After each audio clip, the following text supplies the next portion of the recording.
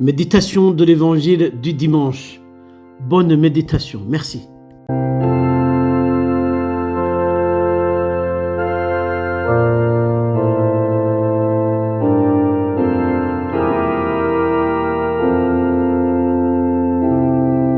Bonne nouvelle de Jésus-Christ selon Saint Jean.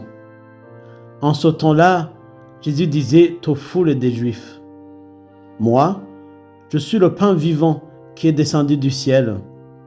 Si quelqu'un mange de ce pain, il vivra éternellement. Le pain que je donnerai, c'est ma chair, donnée pour la vie du monde.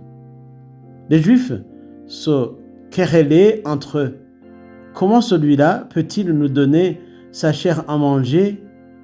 Jésus leur dit alors: Amen, Amen, je vous le dis.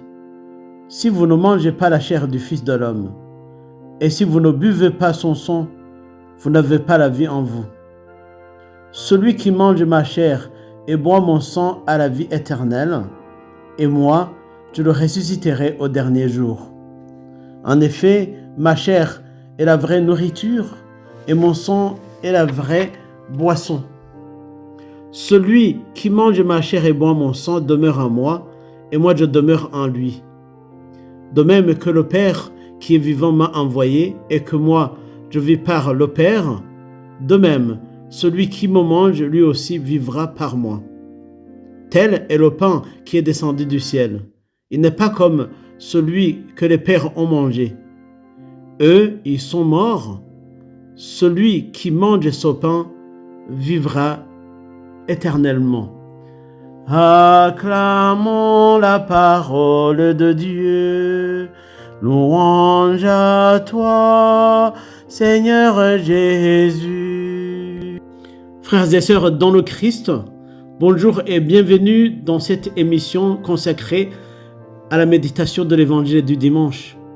Ce dimanche, nous célébrons la solennité du Saint-Sacrement du corps et du sang du Christ, appelé aussi la fête Dieu.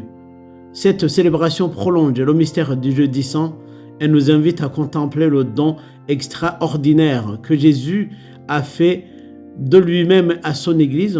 Le Christ se donne à nous comme le pain vivant descendu du ciel. Chaque fois que nous participons à la messe et recevons l'Eucharistie, nous accueillons celui qui fortifie nos cœurs et nous donne la force de vivre notre foi malgré les épreuves de son monde. Dans l'Ancien Testament, Dieu a nourri son peuple avec la manne au désert. Aujourd'hui, c'est le Christ lui-même qui vient combler notre faim spirituelle et nous remplir de l'amour de Dieu. C'est l'agneau de Dieu annoncé par les prophètes et offert pour le salut du monde. L'Eucharistie n'est pas un simple souvenir de la dernière scène. Elle rend présent le sacrifice du Christ et accomplit sa promesse. Et moi, je suis avec vous tous les jours jusqu'à la fin des temps, nous dit le Seigneur dans l'évangile de Saint Matthieu.